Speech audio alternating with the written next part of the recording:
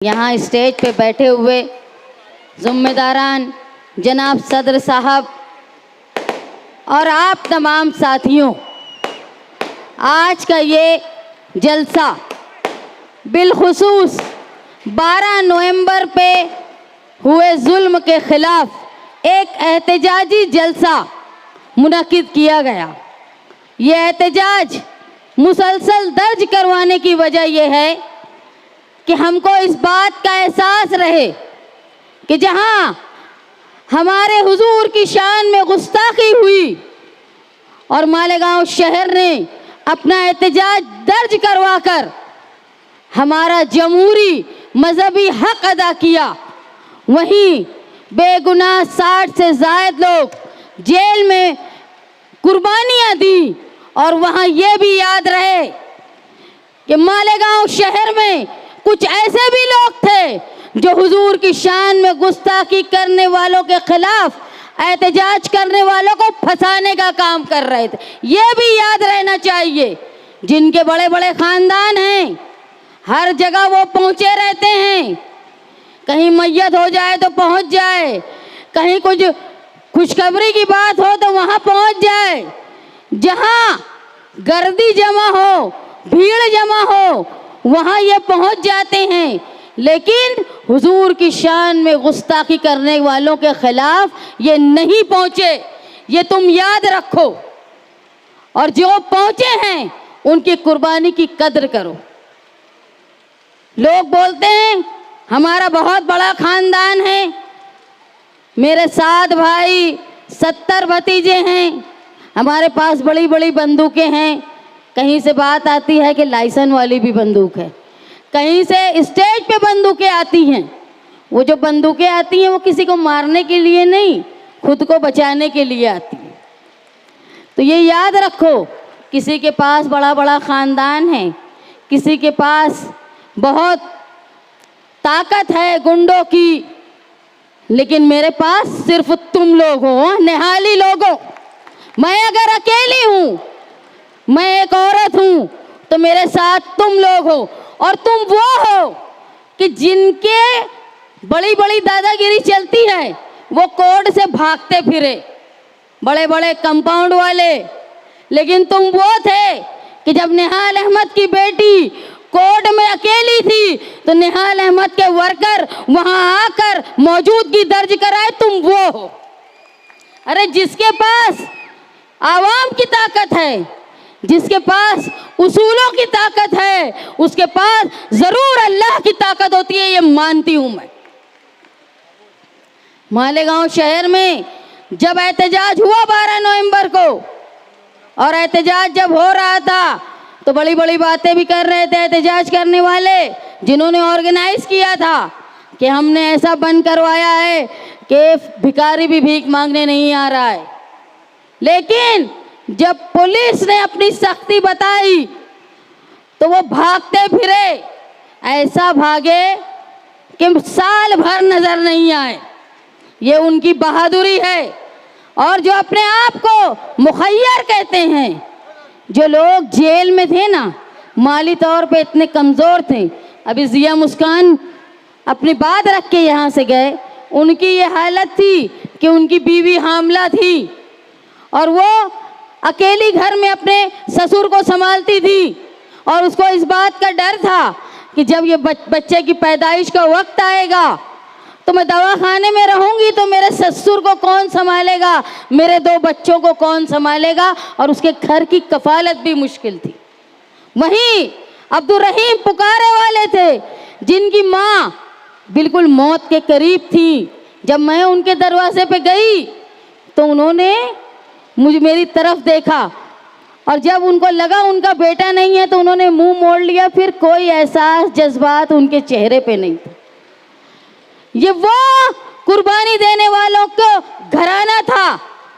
और ये जो अपने आप को मुखय्यर कहते हैं ना, साल भर भागते फिरे, खुद भी भागे, बेटे भी भागे, भतीजे भी भागे, भाई दवाखाने में से भागे, और मुस्तकीम ने बताया किस हालत में भागे। हफ्ता शुरू हो गया था बिस्सी पुलिस वालों की, जिस पुलिस वालों के पास पैसे खत्म हो जाते थे, वो कंपाउंड का एक टर्म करके आते थे और उनके यहाँ पैसा पहुंच जाता था। लेकिन किसी मजबूर गरीब जो जेल में था, उनके घर एक दाना ये लोग नहीं पहुंचाए। ये कैसे मुखय्यर? ये सबसे ज्यादा मुस्तहिक हैं, सबसे ज्यादा बुज़दिल है, सबसे ज्यादा गरीब है। गरीब सबसे ज्यादा वो होता है जिसके को अल्लाह ने दिया फिर भी खर्च नहीं कर पा रहा है। गरीब वो नहीं है कि जिसके पास नहीं है और वो खर्च नहीं कर पा, उसके पास आएगा ना तो वो खर्च करेगा। ये गरीब है कि जिनको अल्लाह ने दिया लेकिन खैरात करने की ताकत नहीं दी। ये सबसे ज्यादा गरीब और रहम के मुस्तहिक हैं। आज मालेगांव शहर में स्टेज सजाए जा रहे हैं, कहीं 12 नवंबर के नाम से झूठी तारीफें लेते हैं तो कहीं फ़लस्तीन का झंडा लहराने में, फ़लस्तीन का झंडा लहराने में जो नौजवान थे और पुलिस उनको लेके गई, उस वक्त यही निहाली समाजवादी लोग पुलिस स्टेशन में गए थे, कोई आसिफ साहब नहीं गया था। अब वो स्टेज पे झंडा लहरा रहा है ना, 12 नवंबर में ये शामिल नहीं, किसी को बचाने में शामिल रहे, बल्कि इनके वालिद जब जब कोर्ट में तारीख आती थी तो ये प्रेस कॉन्फ्रेंस लेते थे और ये बोलते थे कुछ न कुछ तो इन्होंने किया है। इतनी ही इनकी प्यास नहीं बुझी, जब मैं लोगों के लिए कोर्ट में जाती थी तो मेरे खिलाफ इन्होंने अफिड्यूट दिलवाया, झूठा अफिड्यूट कि शान हिंद शहर में फसाद करवाना चाहती है। मैं वो शान हिंद थी जिनके वालिद नहीं था, जिनका भाई नहीं था, शौहर जेल में था, मैं अकेले अपनी दोनों बच्चियों को लेकर घर संभाल रही थी और उसके बाद शहर में एहतजाज भी कर रही थी। उसके खिलाफ ये लोग मेरे खिलाफ अफिड्यूट दिए और ये बोले कि इसको गिरफ्तार करो और एक प्रेस कॉन्फ्रेंस भी लिए और ये बोले कि हमने पुलिस को अफिड्यूट पहुंचा दिया है और अब इंक्वायरी भी हो रही है और इंक्वायरी शुरू भी हो गई। मैं समझ गई कि ये बुज़दिली कहाँ से शुरू हुई। मुझे जैसे ही फ़ोन आया कि ज़िला एसपी आए हैं और तुमको सिटी पुलिस स्टेशन में बुला रहे हैं, मैं बच्चों को, मेरी बच्चियों को ये बोल के गई कि अगर मैं 2 घंटे में वापस नहीं आई तो नानी को फ़ोन करना और सीधा उनके घर चले जाना। और मैं वहाँ गई और वो ज़िला एसपी जो थे ना, उनको वही अंदाज में बोला कि तुम किसको फंसाने की कोशिश कर रहे हो और किस दलाल के बोलने पे फंसाने की कोशिश कर रहे हो। तुम अगर समझते हो कि मैं डर जाऊंगी तो मैं निहाल अहमद की बेटी हूँ, अगर मैं जेल में गई ना तो इस शहर में क्या होगा ये याद रखना। और इलेक्शन सर पर है, मुझे डराने के लिए तुम लोग ये सब करते हो तो ये याद रखना, मैं जेल से इलेक्शन लड़ूंगी। हमने जेल से भी एक नुमाइंदे को चुन के लाया है तुम लोगों ने मालेगांव। ये याद रखना कि निहाल अहमद की लड़की को नहीं डरा पाओगे तो उसके बाद से न कोई ज़िला एसपी आए, न कोई इंस्पेक्टर आए और ना कोई पुलिस वालों का अफिड्यूट मेरे पास आया। तो ये तुम समझ लो, ये निहाली ताकत निहाल अहमद के इंतकाल के 10 साल बाद भी जिंदा है। तो तुम समझ लो निहाल अहमद के खून में कितनी निहाली ताकत होगी। अगर कोई फिरका परस्तों का आलाकार बनके कानून का रखवाला समझता होगा और 12 नवंबर जैसे झूठे केस में पुलिस इस शहर की अक़लियत को फंसाती होगी तो ये याद रखो पुलिस वालों कि ये ताकत और चमचागिरी हमारे यहाँ से नहीं होती। तुम अगर हमको फंसाने की कोशिश बिला वजह गैर कानूनी काम नहीं करते हुए भी तुम कानून के शिकंजे में फंसाने की कोशिश करोगे तो समझ लेना निहाली अब अकेले नहीं है, अब साथ में समाजवादी भी हैं। और हमको ये भी समझता है कि कहाँ से कौन अपना जेब खर्च लेता है, कहाँ से किसका हफ्ता आता है। हम बर्दाश्त करते हैं, बोलते नहीं हैं, लेकिन बिला वजह अगर आवाम के खिलाफ कोई पुलिस वाला सिर्फ मजलूम को, मासूम को परेशान करने की कोशिश करेगा तो हम कतई उसको बर्दाश्त नहीं करेंगे और उसको उसकी जो असली हकीकत है वो फंसा के रहेंगे जैसे तू घुसर फंसा था। मालेगांव शहर में इलेक्शन हो रहा है। इलेक्शन में मैं अपनी उम्मीदवारी के लिए जो मेरे मुद्दे हैं वो बयान करने खड़ी हूँ। मौलाना मुहिबुल्लाह नदवी साहब यहाँ आए हैं, वो पार्लियामेंट का इलेक्शन लड़े। उनको मालूम है कि जब इलेक्शन में हुकूमत, जो आज बीजेपी की हुकूमत है, वो पहले भी थी, उनके पास कोई मुद्दे नहीं थे, तो सिर्फ वो धर्म की बात करती थी। क्योंकि उनके पास ये नहीं बोल सकते थे वो कि हमने रोजगार कितना दिया, हम महंगाई रोक नहीं पाए, हम मईशत का डब्बा गोल कर दिए, तो वो सिर्फ मजहब की बात करती थी। वैसे ही मालेगांव शहर में इलेक्शन हो रहा है, मुद्दे की बात नहीं की जाती। इधर से हरा झंडा, उधर से हरा झंडा, इधर से बंदूक, उधर से तलवार। अरे तुम ये बताओ कि तुम 10 साल एमएलए रहे, दूसरे ये बताएं कि वो 15 साल एमएलए थे, वालिद वालदा मालेगांव शहर की मेयर थी, तुमने मालेगांव शहर के डेवलपमेंट के लिए क्या किया? आज तुम विजन की बात करते हो, भले ही विजन की स्पेलिंग भी नहीं आती हो आसिफ शेख को कि विजन कैसे लिखते हैं, लेकिन वो बोलते हैं हम एक विजन के साथ इलेक्शन में खड़े। मैं एक विजन के साथ इलेक्शन में खड़ी हूँ। मैं आप लोगों के सामने इस बात को रखने के लिए खड़ी हूँ कि मालेगांव शहर के जो 70% आबादी का हिस्सा है, जो 70% टैक्स भरता है, लेकिन सिर्फ फिरका परस्ती के नाम पे हमको हमारे डेवलपमेंट को रोक दिया जाता है, उसको मैं दोबारा बहाल करूंगी। मालेगांव शहर की जो खवातीन जो घरों में रोजगार हासिल करना चाहती है, उनको skill India, make in India ऐसे कानून के जरिए, ऐसी पॉलिसियों के जरिए घर बैठे रोजगार मिले और मेहनत के हिसाब से उनको पैसा मिले, ये काम मैं करूंगी।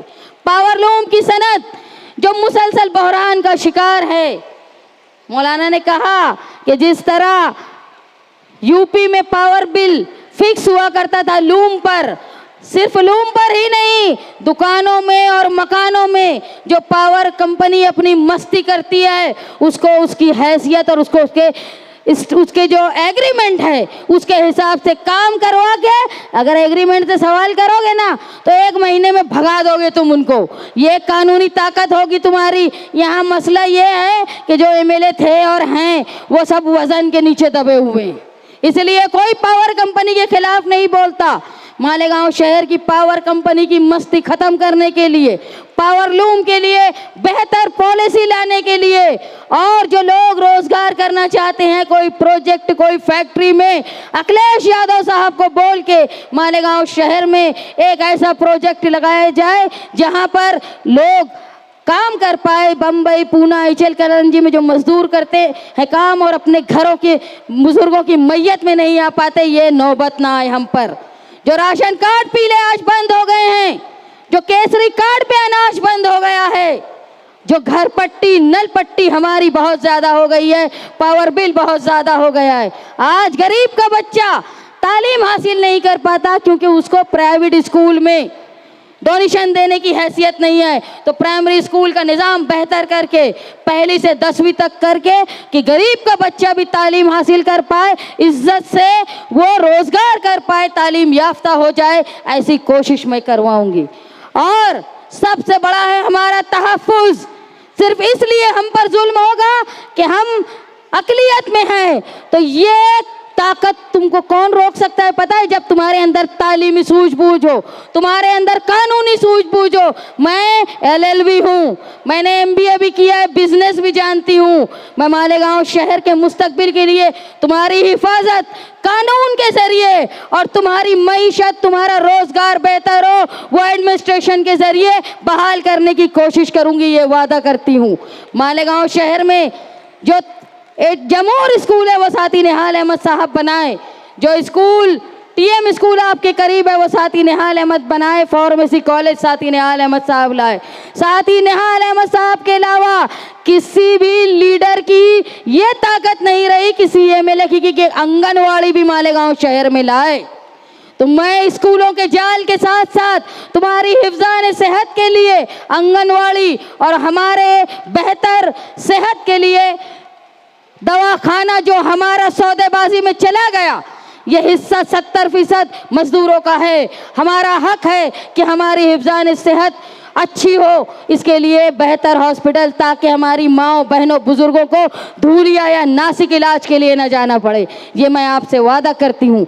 मैं इलेक्शन में उम्मीदवारी कर रही हूँ। मेरे खानदान निहाली वर्कर और समाजवादी लोगों के भरोसे मैं ये उम्मीद करती हूँ कि 20 तारीख को जब इलेक्शन होगा तो तुम ही हो। और सुन लो, समाजवादी पार्टी की साइकिल की ही ताकत है जो ये घराना, जो गुंडागर्दी, सट्टा जुआ और नशे को जो बढ़ावा दे रहा है, उसको तुम ही खत्म कर सकते हो।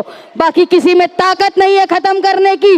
अगर इस घराने को हराना है, मालेगांव शहर का तहफ्फुज़ और जो नस्लें नशे में मुलव्विस है उसको बचाना है, तो समाजवादी पार्टी के साइकिल निशान पर वोट दो। मैं एक बेटी, एक माँ, एक बहन तुम्हारे सामने खड़े होकर ये दरख्वास्त करती हूँ कि मैं इतनी हिम्मत कर रही हूँ आपके हौसले पर, आप लोगों के भरोसे पर, और आप जो मुझसे भरोसा करेंगे, मैं ये निहाली भरोसा इंशाअल्लाह कायम रखूँगी। आखिरी बात मैं मौलाना मुहिबुल्लाह साहब से कहना चाहती हूँ कि ये शहर मस्जिदों का और मदरसों का, मीनारों का है। अल्लाह ने आपको उस जेपीसी कमेटी में रहने का मौका दिया है जो अल्लाह की ज़मीन पर शरपसंदों की नज़र है। ये इलाका वो है जहाँ बहुत बड़ी ज़मीनें हैं जो वक्फ की हैं, अल्लाह के नाम पे दी हुई हैं। आप उसको बचाने में, लोगों की फलाह में, जो कानून हमारा वक्फ का शरई कानून है वो वैसा ही रहे, इसका मैं मालेगांव शहर की तरफ से आपसे अपील करती हूँ कि वक्फ के कानून को बचाने में जो कायम है शरई कानून, उसको रखने में आप मददगार साबित हो। मैं अल्लाह से दुआ गो हूँ कि अल्लाह इनसे बेहतर काम ले। मैं शुक्रगुजार हूँ आप तमाम से, और ये उम्मीद करती हूँ कि 20 तारीख को हम जो इलेक्शन में वोट देंगे साइकिल निशान पर, वो मालेगांव शहर के मुस्तकबिल का नया रोशन बाब खोलेगा। और 23 तारीख को इंशाअल्लाह हम रहनुमाई करेंगे, लोगों का दिल जीतेंगे, ये उम्मीद है मुझे। बहुत बहुत शुक्रिया। 20 नवंबर को होने वाले इलेक्शन में समाजवादी पार्टी का साइकिल निशान जो 6 नंबर बटन। मेरे अजीज भाइयों, मैं आपके दरमियान उत्तर प्रदेश रामपुर से हाजिर हुआ हूं।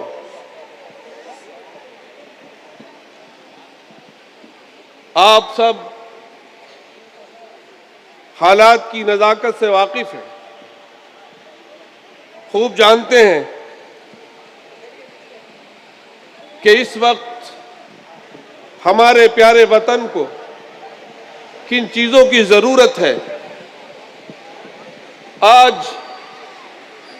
हमारे वतन मुल्क हिंदुस्तान को ज़रूरत है तालीम की, रोजगार की, अच्छी सोच की, अच्छी सेहत शहरियों की हो, इसकी ज़रूरत है।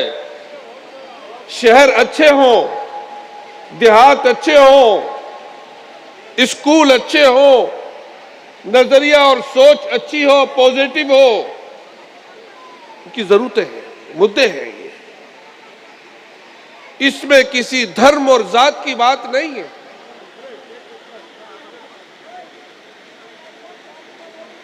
अभी लखनऊ में एक यूनिवर्सिटी के दरमियान मुझे बुलाया गया था। वहां और भी ऑनरेबल मेंबर ऑफ पार्लियामेंट थे और सीनियर मेंबर ऑफ पार्लियामेंट भी थे। मैंने उन सब के सामने ये गुजारिश की, आज मैं उसको आपके जरिए दोहराता हूं, आप तक पहुंचाता हूं, कि बराबर में हमारे मुल्क चाइना है जिसने सारी दुनिया को अपने मैन्युफैक्चर्स आइटम से पाट दिया है और दुनिया की इक्तिसादियात पर काबू पा लिया है। क्या ऐसा नहीं हो सकता कि हमारे वतन में हर जगह तालीम, सेहत के मराकिज हो और सारी दुनिया हिंदुस्तान इल्म हासिल करने के लिए आए? क्यों नहीं हो सकता?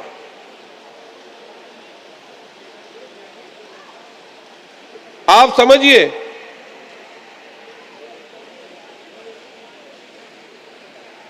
बहुत गहरी बात, छोटी सी बात में मैं कहना चाहता हूं। घर में, घर के हेड फैमिली, मियां बीवी में अगर झगड़ा हो तो बच्चों का पढ़ाई में मन नहीं लगता। एक घर की बात है, एक परिवार की बात है, एक फैमिली की बात है। लेकिन जिस मुल्क में रोज झगड़े सरकारी सतह पर बर्पा किए जा रहे हो, इश्यूज खड़े किए जा रहे हो, तो वहां के नौजवानों को और तालिब इल्मों को क्या दिशा मिलेगी, क्या सीख मिलेगी, क्या रहनुमाई मिलेगी? आप लोग बहुत खुशकिस्मत हैं कि आपको एक ऐसी लीडर, हमारी बहन शान-ए हिंद की शक्ल में एक रहनुमा, एक बहन मिली है, जो मुझे उम्मीद है कि एक दिन वो पार्लियामेंट में इकरा हसन की तरह नासिक जिले की नुमाइंदा बनेंगी। मैं ये बात पूरे यकीन के साथ कहता हूं कि अगर ये यूपी के किसी जिले से एमपी के लिए समाजवादी का टिकट इनको मिले तो सारे हिंदुस्तान, सारे हिंदू और मुसलमान, सिख, ईसाई इनको पार्लियामेंट में पहुंचा देते हैं। आज आपके लिए मौका है। समाजवादी पार्टी देश की तीसरी सबसे बड़ी पार्टी इस वक्त बनकर उभरी है, जो मुल्क की पॉलिसी बनाने में महत्वपूर्ण हिस्सा ले रही है। देश के सबसे बड़ी रियासत उत्तर प्रदेश की सबसे बड़ी पार्टी है और देश की तीसरे नंबर की पार्टी है, और मौजूदा सरकार बैसाखियों पर चल रही है, न जाने कब गिर जाए। इसलिए आप इस मौके को गवाइए मत। अपनी बहन का सम्मान और इज्जत आपके हाथों में है। इनको आप बढ़ाएंगे तो कल सेंटर में एक सेकुलर मजबूत ताकत होगी। तो पावर लूम के लिए जो बिजली उत्तर प्रदेश में अखिलेश जी ने बहुत कम दामों पर दी थी, 65 रुपए फी लूम की थी, वो यहां पर भी होगी और उसका फायदा यहां भी होगा। अपने वोटों को किसी जज्बात में आकर तकसीम होने से बचाइए। यहां दो नदियां बहती हैं जो गंगा जमनी तहजीब की अलामत और निशानी है।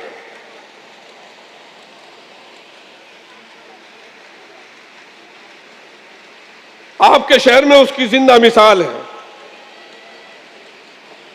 यहां पर दो नदियां मिलती हैं, संगम होता है। यह शहर अपनी पहचान के लिए मशहूर है, लेकिन इसको नई दिशा और नई सिमत अब हमारे नौजवानों के हाथ में है कि वो क्या फैसला लेते हैं।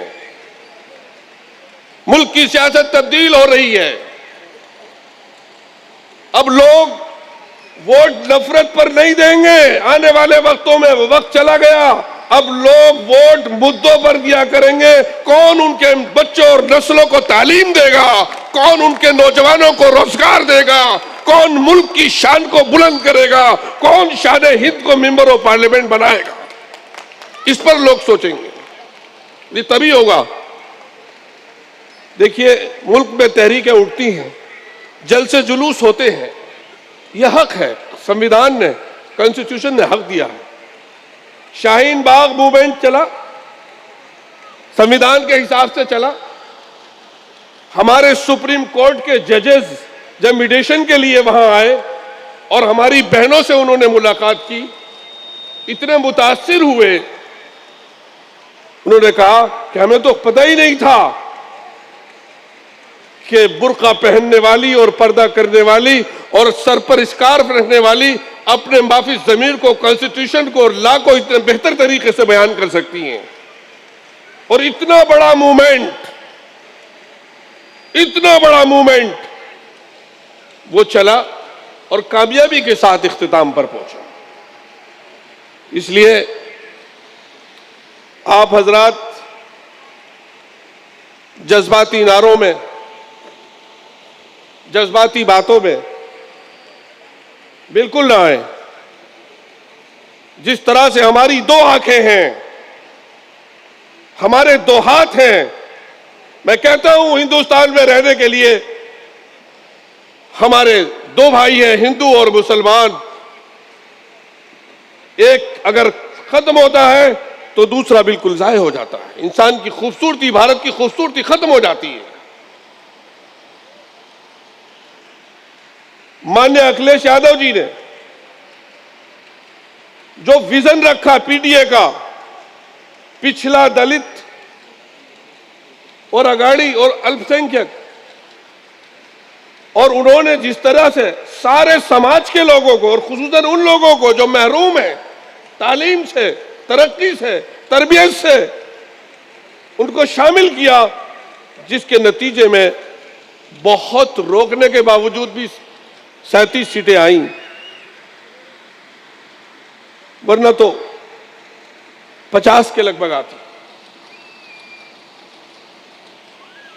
तो मुझे उम्मीद है इंशाअल्लाह मालीगांव के हमारे नौजवान, हमारी माँ और बहनें बहुत संजीदगी से, हमारी बहन जिसका नाम ही अल्लाह ने उनके वालिदैन के जरिए से शान हिंद लिख दिया है, रख दिया है, तो वो एक दिन शान हिंद की अलामत बनकर पार्लियामेंट में आपकी आवाज उठाएंगी। मैं तो इनके अंदर जो जज्बा देख रहा हूं, जो सलाहियत देख रहा हूं, अभी दूसरी मर्तबा मेरी मुलाकात हुई है तो वो मैं ऐसे देख रहा हूं जैसे कोई मेच्योर पार्लियामेंट के मेंबर होते हैं, कानून जानते हैं, तहजीब और शाइस्तगी जानते हैं। तो इकरा हसन भी एक ऐसे इलाके से आती हैं जहां पर 40% मुस्लिम है, 30% मुस्लिम है और 60% नॉन मुस्लिम भाई उसको अपना कायद और रहनुमा बनाकर भेज सकते हैं। तो क्या नासिक वाले नहीं भेज सकते? भेजेंगे, लेकिन उसकी शुरुआत आपको करना होगी। मेरे नबी अपनी बहन का बहुत एहतराम करते थे। जब रजाई बहनें उनके घर आती थी तो फरमा दिया करते थे कि बहन जो तेरा जी चाहे ले जाए, हम तुझे हदिया देते हैं। लेकिन बहरहाल ये इस शहर की बेटी भी है, बहन भी है, और इनके शौहर ने जो है जो जज्बा दिखाया है कि वो नौजवानों के हुकूक के लिए, किसी मजलूम की हिमायत के लिए कभी पीछे नहीं रहते। मुझे उम्मीद है कि ये दोनों मिलकर के इस शहर की तस्वीर बदलेंगे, यहाँ का बेहतर कल्चर बदलेंगे और गंगी जमनी तहजीब को मजबूत करेंगे। और एक दिन वो आएगा कि इंशाअल्लाह ये पार्लियामेंट में भी आपकी आवाज उठा करके वहां के मसाइल भी हल करेंगे। मैं इसी अपील पर, हाँ, असेंबली की होने वाले इलेक्शन में, भाई असेंबली के लिए आप इसकी बात कर रहे हैं, मैं तो अगली बात कर रहा हूं। इंशाल्लाह ये तो फाइनल है, असेंबली में तो इनके पहुंच गई हैं ये।